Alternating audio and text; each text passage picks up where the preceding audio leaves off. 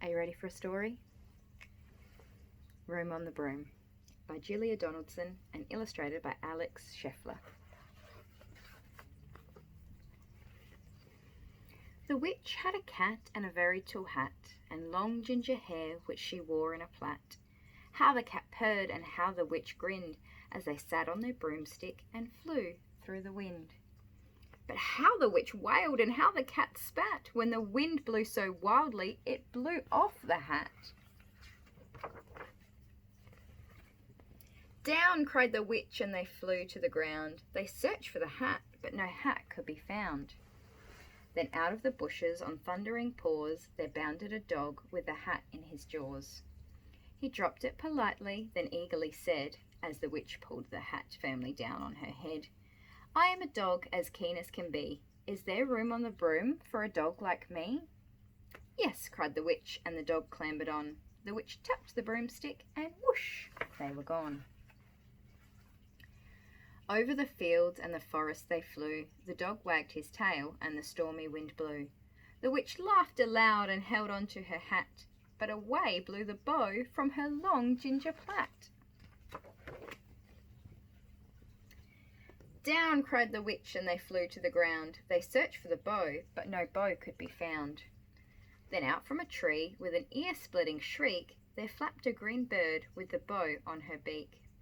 She dropped it politely and bent her head low, then said, as the witch tied her plait in a bow, "I am a bird as green as can be. Is there room on the broom for a bird like me?"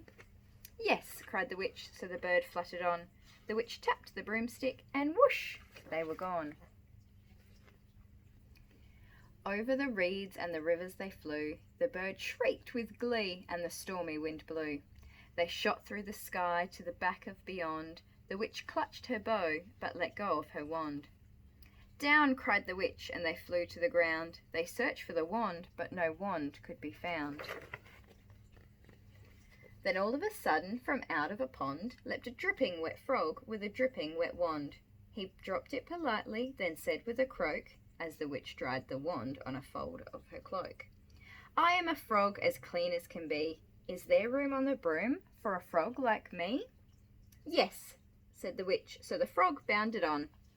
The witch tapped the broomstick, and whoosh, they were gone. Over the moors and mountains they flew. The frog jumped for joy, and the broom snapped in two. Down fell the cat and the dog and the frog. Down they went tumbling into a bog.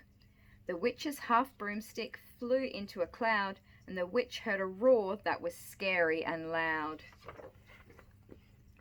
"I am a dragon as mean as can be, and I am planning to have witch and chips for my tea." "No," cried the witch, flying higher and higher. The dragon flew after her, breathing out fire. "Help!" cried the witch, flying down to the ground. She looked all around, but no help could be found. The dragon drew nearer and, licking his lips, said, "Maybe this once I'll have witch without chips."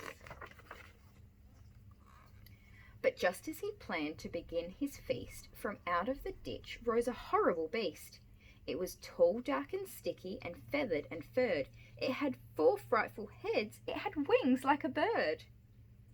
And its terrible voice, when it started to speak, was a yowl and a growl and a croak and a shriek. It dripped and it squelched as it strode from the ditch, and it said to the dragon, "Buzz off, that's my witch." The dragon drew back and he started to shake. "I'm sorry," he spluttered. "I made a mistake. It's nice to have met you, but now I must fly." And he spread out his wings and was off through the sky. Then down flew the bird, and down jumped the frog. Down climbed the cat, and phew, said the dog. "And thank you, oh thank you," the grateful witch cried. "Without you I'd be in that dragon's inside." Then she filled up her cauldron and said with a grin, "Find something, everyone, throw something in." So the frog found a lily, the cat found a cone, the bird found a twig, and the dog found a bone. They threw them all in, and the witch stirred them well, and while she was stirring, she muttered a spell. Iggity, ziggity, zaggity, zoom! Then out rose a truly magnificent broom, with seats for the witch and the cat and the dog, a nest for the bird, and a shower for the frog. Yes, cried the witch, and they all clambered on. The witch tapped the broomstick, and whoosh, they were gone.